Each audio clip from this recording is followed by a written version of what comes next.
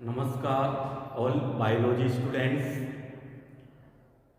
पिछले video lectures के दौरान हमने बैक्टीरियल सेल की इलेक्ट्रॉन माइक्रोस्कोपिक संरचना के बारे में स्टडी की थी।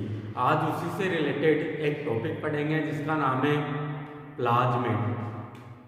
मैंने आपको जब बैक्टीरियल सेल की स्टडी करवाई थी तब वहाँ पर भी बताया था कि बैक्टीरियल सेल में एक विशेष प्रकार का जेनेटिक मटेरियल पाया जाता है जो कि मेन डीएनए से अलग होता है, और उसे क्या कहा था हमने, एक्स्ट्रा न्यूक्लियर जेनेटिक मटेरियल या एक्स्ट्रा न्यूक्लियर जीनोम कहा था, या एक्स्ट्रा क्रोमोसोमल डीएनए कहा था। तो उसी के बारे में हम स्टडी करने वाले हैं। तो आज का जो हमारा मेन टॉपिक होगा वह क्या होगा, प्लाज्मिड होगा। और इस प्लाज्मिड्स की विशेषताओं के बारे में बात करेंगे, इनके टाइप्स के बारे में बात करेंगे, भाई ये कितने प्रकार के होते हैं और ये जीवाणु कोशिकाओं को क्या नुकसान पहुंचाते हैं या कुछ ना कुछ बेनिफिट देते होंगे, या इनकी वृद्धि, जीवाणु कोशिका की वृद्धि पर इनका क्या प्रभाव होता है, उनकी जीवन क्षमता पर क्या प्रभाव होता है। तो इनके बारे में आज हम चर्चा करेंगे। तो पहले देखते हैं कि जो प्लाज्मिड होता है ये होता क्या है। तो मैंने आपको जब जीवाणु कोशिका की संरचना स्टडी करवाई थी तो वहां पर बताया था कि जीवाणु कोशिका में एक तो डीएनए होता है, खुद का डीएनए, जो इसका मेन डीएनए होता है। कौन सा डीएनए होता है, मेन डीएनए होता है, जो कि सर्कुलर डबल स्ट्रैंडेड डीएनए होता है। और जीवाणु कोशिका में जितनी भी जो वाइबल एक्टिविटीज होती है, इससे जीवाणु कोशिका के अंदर प्रोटीन का संश्लेषण, विभिन्न प्रकार के जो विभिन्न प्रकार के जो पदार्थ है, एंजाइम है, उनका संश्लेषण यह मेन डीएनए ही करता है। परंतु जीवाणु कोशिका के अंदर इसके मेन डीएनए के अलावा एक छोटी वृत्ताकार डीएनए युक्त संरचना पाई जाती है, और इस छोटी वृत्ताकार जो संरचना है या आनुवंशिक संरचना है, इसे ही क्या कहा जाता है, इसे ही प्लाज्मिड कहा जाता है। और प्लाज्मिड किसने कहा था इस वृत्ताकार संरचना को या वृत्ताकार आनुवंशिक संरचना को? तो प्लाज्मिड कहने का जो श्रेय जाता है वह जाता है लीडरबर्ग नामक साइंटिस्ट को। तो लीडरबर्ग नामक साइंटिस्ट ने क्या किया, किसकी खोज की थी, प्लाज्मिड की खोज की थी। और किसमें खोज की थी, ई कोलाई बैक्टीरिया में। उन्होंने कॉन्जुगेशन के दौरान देखा कि बैक्टीरिया में कुछ ना कुछ स्पेसिफिक प्रकार की संरचना पाई जाती है जो कि उसके मेन डीएनए या उसके मेन क्रोमोसोम्स से थोड़ी अलग होती है, और इसी संरचना को क्या कहा जाता है, एक्स्ट्रा क्रोमोसोमल जेनेटिक मटेरियल। क्या कहा जाता है, एक्स्ट्रा क्रोमोसोमल जेनेटिक मटेरियल।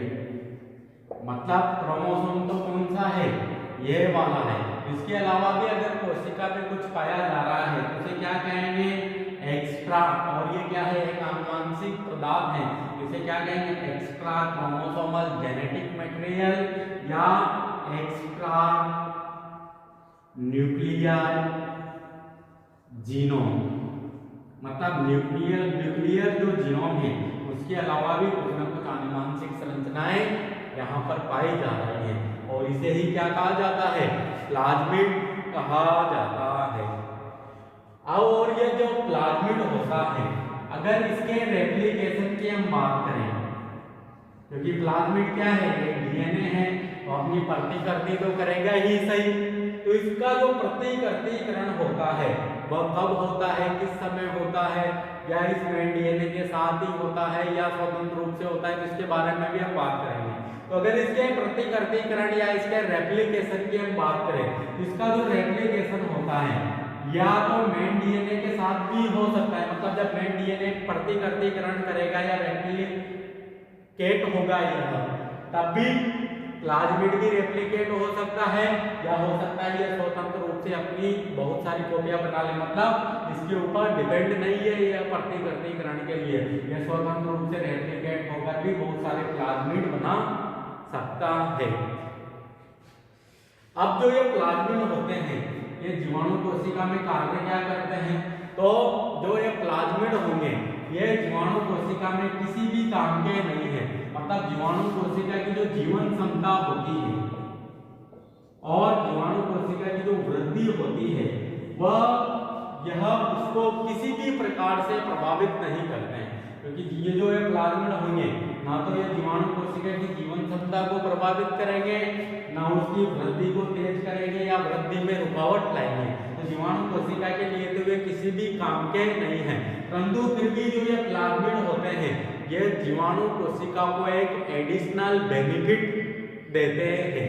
और वह एडिशनल बेनिफिट क्या होगा, तो वह एडिशनल बेनिफिट प्लाज्मिड के टाइप के ऊपर डिपेंड करता है कि जीवाणु कोशिका में कौन से प्रकार का प्लाज्मिड है, क्योंकि प्लाज्मिड कई प्रकार के होते हैं, जैसे आर प्लाज्मिड है, एफ प्लाज्मिड है, कोल प्लाज्मिड है, HFR वाला प्लाज्मिड है या मरकरी रेसिस्टेंट प्लाज्मिड है। तो डिफरेंट टाइप के प्लाज्मिड होते हैं। तो प्लाज्मिड के प्रकार के ऊपर डिपेंड करता है कि जीवाणु कोशिका में वह एडिशनल बेनिफिट क्या होगा, क्योंकि ये जीवन क्षमता मतलब सर्वाइवल जो रेट है उसको तो किसी भी प्रकार से अफेक्ट नहीं कर रहा है। क्योंकि क्यों नहीं कर रहा है, क्योंकि इसके द्वारा ना तो कोई ऐसा प्रोटीन बनाया जाएगा जो कि कोशिका में कोई फंक्शन करेगा या कोशिका में कोई काम करेगा, तो ऐसा कार्य तो इसके द्वारा नहीं किया जाएगा, परंतु फिर भी एक स्पेशल टाइप का या एडिशनल बेनिफिट दिया जाएगा। अब वह एडिशनल बेनिफिट क्या होगा, तो वह प्लाज्मिड के टाइप के ऊपर डिपेंड करता है। जैसे अगर हम आर प्लाज्मिड की बात करें, और जो आर प्लाज्मिड का मतलब होता है रेसिस्टेंट प्लाज्मिड, हिंदी में बोले तो इसे प्रतिरोधी प्लाज्मिड। और प्रतिरोधी प्लाज्मिड का मतलब क्या होता है, इस प्लाज्मिड का जो डीएनए होगा उसके अंदर कुछ न कुछ विशेष प्रकार के जीन होंगे जो कि जीवाणु कोशिका को क्या प्रदान करेगा, प्रतिरोधी क्षमता प्रदान करने का कार्य करेगा। जैसे अगर आर प्लाज्मिड या रेसिस्टेंट प्लाज्मिड के एग्जांपल्स की बात करें तो बहुत सारे एग्जांपल है इसके, जैसे streptomycin resistant plasmid, tetracycline resistant plasmid. जैसे मान लिया जाए कोई ये प्लाज्मिड है,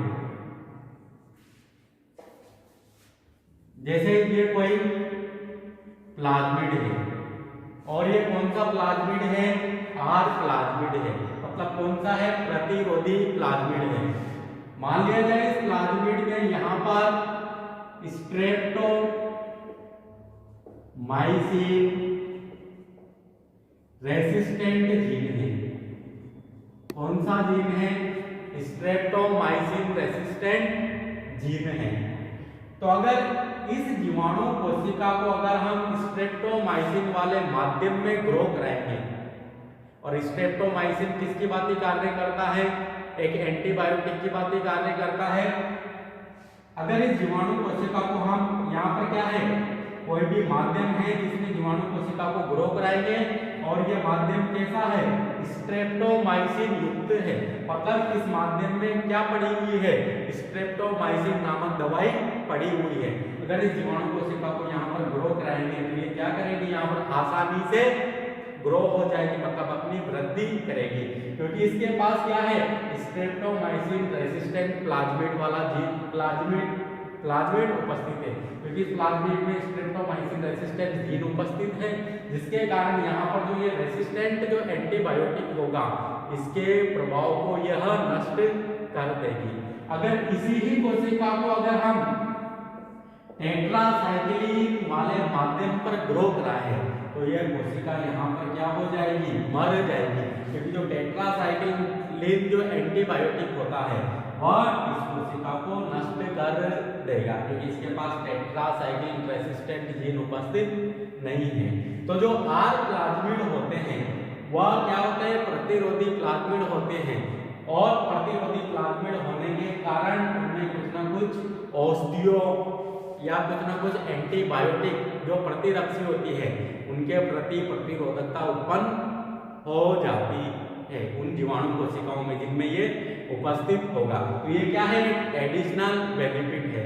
जैसे अगर हम कोल प्लाज्मिड की बात करें तो कोल प्लाज्मिड के द्वारा एक रसायन उत्पन्न किया जाता है जिसे कोलिसिन कहा जाता है, और वह रसायन काफी प्रोटीनीय विष होता है, मतलब काफी विषैला प्रकृति का होता है। अगर कुछ अन्य जीवाणु कोशिकाएं उस रसायन के कांटेक्ट में आती है तो वह जीवाणु कोशिकाएं नष्ट हो जाती है जिनमें कोल प्लाज्मिड एब्सेंट होता है, मतलब जिनमें कोल प्लाज्मिड एब्सेंट होगा। अगर वह जीवाणु कोशिकाएं कोल प्लाज्मिड युक्त जीवाणुओं के संपर्क में आएगी तो कोलिसिन रसायन के कारण वह नष्ट हो जाएगी या मर जाएगी। तो ये क्या है, एक एडिशनल बेनिफिट दे रहा है जीवाणु कोशिकाओं को। तो प्लाज्मिड क्या है, एक एडिशनल बेनिफिट देने वाले क्या है, जेनेटिक मटेरियल है, क्योंकि जीवाणु कोशिका के लिए तो मतलब कोई काम के नहीं है, मतलब अनावश्यक आनुवांशिक तत्व इन्हें माना जाता है, परंतु ये जीवाणु कोशिकाओं को केवल एडिशनल बेनिफिट प्रदान करते हैं। इसकी जीवन क्षमता और वृद्धि को कोई प्रभावित नहीं करेंगे ये। अब इसके बाद बात करते हैं हम टाइप्स ऑफ प्लाज्मिड। भाई प्लाज्मिड कितने टाइप के होते हैं, जैसे मैं पहले ही आपको एक्सप्लेन कर चुका हूँ कि कुछ प्लाज्मिड होते हैं तो डिफरेंट प्रकार के होते हैं। जैसे मैंने आर प्लाज्मिड की बात की, एफ प्लाज्मिड की बात की, एपिसोम या HFR प्लाज्मिड की बात की, उसके बाद मर्करी रेजिस्टेंट प्लाज्मिड की बात की, कोल प्लाज्मिड की बात की। तो डिफरेंट टाइप के प्लाज्मिड हमें देखने को मिलेंगे। इसमें से 2-3 प्लाज्मिड हमें पढ़ना है। तो फर्स्ट जो प्लाज्मिड होगा हमारा वो क्या होगा, आर प्लाज्मिड। तो जो आर प्लाज्मिड होता है, आर का मतलब क्या होता है, रेसिस्टेंट प्लाज्मिड। तो जो ये प्लाज्मिड होते हैं वह किसी एंटीबायोटिक के प्रति रेसिस्टेंट प्रोवाइड करते हैं, और रेसिस्टेंट प्रोवाइड किसे करेंगे, जिस जीवाणु कोशिका में ये प्लाज्मिड होंगे उस जीवाणु कोशिका को किसी एक विशिष्ट एंटीबायोटिक के प्रति या औषधियों के प्रति प्रतिरोधकता प्रदान करने का कार्य करेंगे। जैसे streptomycin resistant plasmid, tetracycline resistant plasmid. अगर स्ट्रेप्टोमाइसिन और टेट्रासाइक्लिन एंटीबॉडी मतलब एंटीबॉडी बनाने वाला अगर जीन प्लाज्मिड में उपस्थित हो तो दोनों के प्रति प्रतिरोधकता उत्पन्न हो जाएगी। जैसे कोई ये जीवाणु कोशिका है, इसका ये मेन क्रोमोसोम से और इसमें क्या है, ये प्लाज्मिड डीएनए है। अगर इसके अंदर स्ट्रेप्टोमाइसिन वाला जीन भी उपस्थित हो, टेट्रासाइक्लिन वाला जीन भी उपस्थित हो, तो अब इसे या तो स्ट्रेप्टोमाइसिन पर ग्रो कराओ या टेट्रासाइक्लिन पर ग्रो कराओ, या आराम से ग्रो हो जाएगी, क्योंकि उन एंटीबायोटिक का इसके ऊपर कोई प्रभाव नहीं पड़ेगा, क्योंकि उस प्रकार के जीन इसमें उपस्थित है। क्योंकि इन जीनों से क्या बना लेगी, प्रोटीन बना लेगी, जो कि उन एंटीबॉडीज को नष्ट करने का कार्य करेंगे। इसके बाद हम बात करते हैं एफ प्लाज्मिड। अगर एफ प्लाज्मिड के बारे में देखें तो इसका जो दूसरा नाम है, इसे एफ फैक्टर या फर्टिलिटी फैक्टर या फर्टिलिटी प्लाज्मिड भी कहा जाता है। क्या कहा जाता है, एफ फैक्टर या फर्टिलिटी प्लाज्मिड या फर्टिलिटी फैक्टर भी कहा जाता है। क्यों कहा जाता है, क्योंकि यह जीवाणु कोशिका में सेक्स का निर्धारण करता है।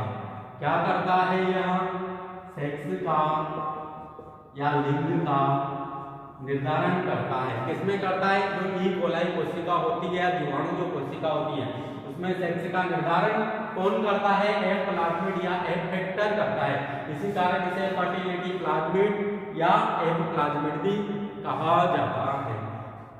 मतलब जैसे कोई ये जीवाणु कोशिका है, अगर उस जीवाणु कोशिका में एफ प्लाज्मिड उपस्थित है, कौन सा प्लाज्मिड, एफ प्लाज्मिड, तो जो वह जीवाणु कोशिका होगी वह कैसी होगी, तो वह जीवाणु कोशिका होगी नर जीवाणु कोशिका, मतलब नर जीवाणु कोशिका की बात कार्य करेगी या पॉजिटिव सेल की बात कार्य करेगी या दाता जीवाणु की बात कार्य कहेगी। मतलब जिस जीवाणु कोशिका में एक प्लाज्मिड या एफेक्टर उपस्थित होगा उसे क्या कहेंगे हम, नर जीवाणु या पॉजिटिव सेल या प्लस सेल या दाता जीवाणु कोशिका कहेंगे। और जिस जीवाणु कोशिका में एक प्लाज्मिड एब्सेंट होगा, मतलब एक प्लाज्मिड नहीं पाया जाएगा, उसे नेगेटिव सेल या मादा जीवाणु कोशिका या ग्राही जीवाणु कोशिका कहा जाता है। क्या कहेंगे, ग्राही जीवाणु कोशिका कहेंगे, क्योंकि इसमें क्या है, एक प्लाज्मिड एब्सेंट होता है। अब इसे दाता जीवाणु कोशिका क्यों कहा जाता है, क्योंकि जो ये दाता जीवाणु कोशिका होती है यह अपने एक प्लाज्मिड की एक प्रतिलिपि मादा जीवाणु में भेजने का कार्य करती है। जब भी ये जीवाणु कोशिकाएं आपस में एक दूसरे के संपर्क में आएगी, मतलब कांटेक्ट में आएगी, तो यहाँ पर जो F प्लस सेल होती है, यहाँ पर जो F प्लस सेल होगी, प्लस सेल नहीं F प्लस सेल, इसके ऊपर क्या पाए जाते हैं, छोटे छोटे सूक्ष्म रोम के समान संरचनाएं पाई जाती हैं, जिन्हें कहा जाता है सेक्स पीली या फिम्बरी। जब भी ये दोनों ही जीवाणु कोशिका पास पास या कांटेक्ट में आएगी, तो जो ये सेक्स पीली होते हैं, इन दोनों ही जीवाणु कोशिका के मध्य इसका निर्माण कर देते हैं, एक नलिका समान संरचना का निर्माण कर देते हैं, और उस नलिका समान संरचना को कहा जाता है सयुग्मन नलिका। क्या कहा जाता है, सयुग्मन नलिका या कॉन्जुगेशन टू। और इस सयुग्मन नलिका के माध्यम से ही जो एपिफेक्टर होता है, इसकी एक प्रतिलिपि एक माइनस सेल में पहुंच जाती है। यहाँ से ये रेप्लिकेट होती हुई एक माइनस सेल में चली जाएगी, और फिर बाद में यहाँ पर सयुग्मन नलिका यहाँ पर ये दूर हट जाएंगे, इसके कारण और दूर हट जाने के कारण यहाँ पर प्रतिलिपि आई जाती है, और इसके अंदर भी क्या आ जाता है, एक प्लाज्मिड आ जाता है, जिसके कारण जो ये एक माइनस सेल थी वह भी इसमें कन्वर्ट हो जाती है, एक प्लस सेल में कन्वर्ट हो जाती है। मतलब नर जीवाणु की बात ये कार्य करने लगेगी। पहले तो किसने दी, ये मादा जीवाणु था या ग्राही जीवाणु था। जब इसने एक प्लाज्मिड को ग्रहण कर लिया, तो ये भी किसमें कन्वर्ट हो जाता है, नर जीवाणु में या दाता जीवाणु में कन्वर्ट हो जाता है। अब ये किसी अन्य मादा जीवाणु या एक माइनस सेल के साथ क्या करेगा, सयुग्मन करेगा, जिसके कारण उसे भी किसमें कन्वर्ट कर देगा, एक प्लस सेल में कन्वर्ट कर देगा। फिर वह एक प्लस सेल वापस से सयुग्मन करेगा किसी भी मादा के साथ, तो उसे भी एक प्लस सेल में कन्वर्ट कर देगा। तो इस प्रकार सयुग्मन की प्रक्रिया में क्या होता है, नर लक्षण संचरणशील होता है। तो यह हमने एक प्लाज्मिड के बारे में थोड़ा सा समझा। वैसे अगर हम जब जीवाणुओं में लैंगिक जनन को पढ़ेंगे तो वहां पर सयुग्मन की प्रोसेस को काफी डिटेल से समझेंगे। यह तो मैंने केवल प्लाज्मिड के बारे में बताया है कि जो जीवाणु कोशिका होती है उनमें एक विशेष प्रकार का प्लाज्मिड पाया जाता है, जिसे एक प्लाज्मिड कहा जाता है, और इसका दूसरा नाम क्या है, फर्टिलिटी प्लाज्मिड है, और इसे क्या कहा जाता है, सेक्स प्लाज्मिड भी कह देते हैं कभी कभी, क्योंकि ये जीवाणु कोशिका के सेक्स का डिटर्मिनेशन करता है, मतलब लिंग का निर्धारण करता है। जिन जीवाणु कोशिकाओं में एफ फैक्टर प्रेजेंट होगा उन्हें नर जीवाणु या एफ प्लस सेल या दाता जीवाणु कहा जाएगा, और जिनमें एब्सेंट होगा उन्हें क्या कहेंगे, एफ माइनस सेल या मादा जीवाणु या ग्राही कोशिका कहेंगे। सयुग्मन की प्रोसेस के दौरान क्या होता है, जो एफ प्लस सेल के ऊपर जो सेक्स पीली होंगे या फिम्बरी होंगे, वह जब भी दोनों नर व मादा कोशिकाएं पास पास आएगी या कांटेक्ट में आएगी, तो सेक्स पीली के द्वारा एक कॉन्जुगेशन ट्यूब या सयुग्मन नलिका का निर्माण कर दिया जाएगा, और इस सयुग्मन नलिका के माध्यम से ही एफ फैक्टर या एफ प्लाज्मिड की एक प्रतिलिपि नर जीवाणु से मादा जीवाणु में स्थानांतरित हो जाएगी। फिर ये वापस से यहाँ से डिटेच हो जाएंगे, और डिटेच होने के पश्चात यहाँ पर जो प्रतिलिपि आई ये वापस से अपना डुप्लीकेशन करती है, क्योंकि यहाँ पर एक ही कॉपी आएगी, तो यहाँ पर वापस से अपोजिट जो बेस है वो यहाँ पर जुड़ जाते हैं, जिसके कारण एक कंप्लीट एफ फैक्टर का यहाँ पर निर्माण हो जाता है, जिसके कारण एक माइनस सेल थी वह भी एक प्लस सेल या मादा जीवाणु की नर जीवाणु में कन्वर्ट हो जाती है। इस प्रकार इनमें नर लक्षण जो होता है वह संचरणशील होता है। इसके बाद बात करते हैं हम कोल प्लाज्मिड। तो हमने आर प्लाज्मिड को देख लिया, एफ प्लाज्मिड को देख लिया। इसके बाद जो थर्ड प्लाज्मिड है वह है कोल प्लाज्मिड। अब जो ये कोल प्लाज्मिड होता है ये एक विशेष प्रकार का प्लाज्मिड है जो कि कुछ जीवाणुओं में पाया जाता है, और जिन जीवाणुओं में यह पाया जाएगा वह जीवाणु कोलिसिनोजेनिक जो पदार्थ होता है वह उत्सर्जित करने का कार्य करते हैं। जैसे कोई ये जीवाणु है, इसमें जो ये प्लाज्मिड पाया जा रहा है ये कोल प्लाज्मिड है। तो जो ये कोल प्लाज्मिड है इनमें कोलिसिन बनाने वाले जीव उपस्थित होते हैं, जिसके कारण जो ये होते हैं ये जीवाणु कोशिका जो होती है यह माध्यम में किसका स्त्रवण करती है, कोलिसिन का स्त्रवण करती है। और जो ये कोलिसिन होता है ये एक प्रोटीनीय विष होता है। क्या होता है? प्रोटीनीय विष, मतलब काफी प्रोटीनीय जहर होता है जो कि उन जीवाणुओं को नष्ट करने का कार्य करता है जिनमें कोल प्लाज्मिड नहीं होता। जैसे ही इस जीवाणु कोशिका के कांटेक्ट में या जीवाणु कोशिका के आसपास कोई अनादर जीवाणु कोशिका आएगी जिसमें कोल प्लाज्मिड एब्सेंट है, तो वह जीवाणु कोशिका इस प्रोटीनीय विष या कोलिसिन के कारण यहाँ से नष्ट हो जाएगी। मतलब कोल प्लाज्मिड रहित जीवाणुओं की यह वृद्धि नहीं करने देता।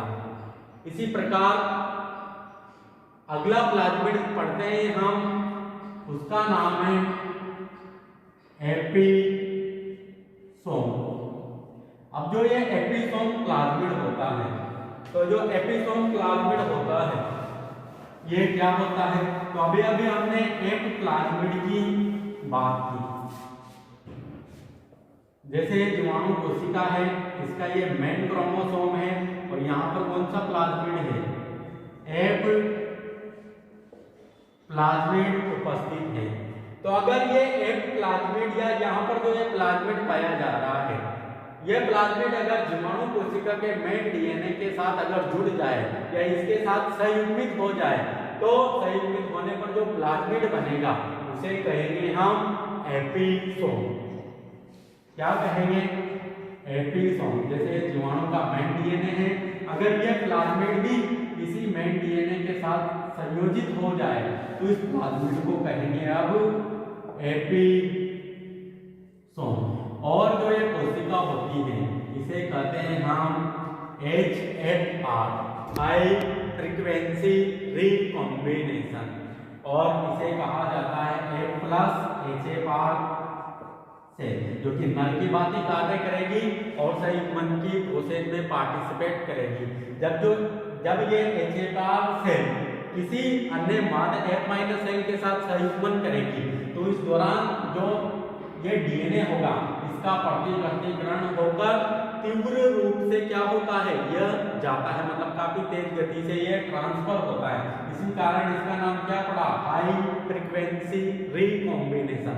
और इस प्रकार के रिकॉम्बिनेशन में HFR या जो प्लाज्मिड होगा इसका थोड़ा बहुत डीएनए ही जा पाता है, मतलब थोड़ा बहुत डीएनए ही जा पाएगा।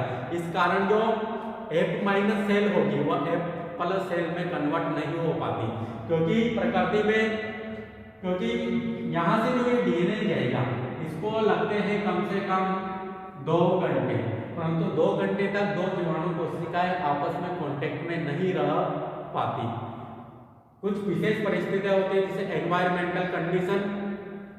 कुछ एनवायरमेंटल कंडीशन आ जाए जिसके कारण जो संयुग्मित जीवाणु कोशिकाएं थी वो अलग हो जाती है, जिसके कारण जो पूरा डीएनए है वह प्रतिकृतिकरण होकर दूसरी में नहीं जा पाता, जिसके कारण दूसरी जो जीवाणु कोशिका होती है वह A+ सेल में या नर जीवाणु में कन्वर्ट नहीं हो पाती, कि वह थोड़ा बहुत भाग ही जा पाता है जो कि उस जीवाणु कोशिका के डीएनए के होमोलोगस पार्ट से जाकर जुड़ जाता है। और यह प्रोसेस तीव्र गति से होती है, इसी कारण इसे हाई फ्रीक्वेंसी रिकॉम्बिनेशन कहा जाता है। तो आज हमने डिफरेंट टाइप के प्लाज्मिड देखे, कौन कौन से, एक तो आर प्लाज्मिड, एक एफ प्लाज्मिड, एक कोल प्लाज्मिड और एक एपिसोम, और थोड़े बहुत HFR के बारे में भी बात की। इसके बारे में हम दोबारा बात करेंगे जब कंजुगेशन प्रोसेस पढ़ेंगे। तो आज के लिए इतना ही काफी है। Thank you.